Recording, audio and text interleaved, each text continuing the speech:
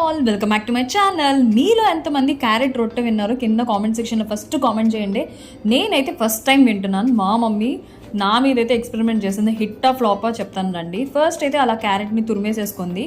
ఇది sweet carrot కాదు, కొంచెం స్వీట్ తక్కువ ఉందన్నమాట. దీనిలోనే పచ్చిమిరపకాయ, జీలకర్ర, ఉప్పు, బియ్యం పిండి వేసేసి ఒక రౌండ్ బాల్లా చేసేసుకొని అదొక పేపర్ మీద ఆయిల్ వేసుకొని ఇలా నీట్గా రొట్టెలాగా చేసేసారు. మీద బాండి హీట్ ఎక్కేసింది. దానిలో ఈ రొట్టెనైతే వేస్తారు.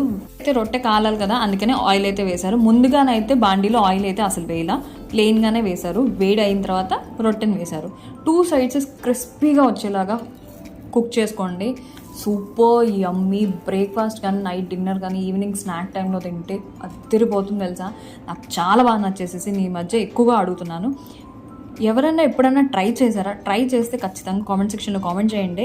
ఇన్ కేస్ ఈ వీడియో నచ్చితే లైక్ చేయండి, షేర్ చేయండి and subscribe to my channel. ఖచ్చితంగా ట్రై అయితే చేయండి.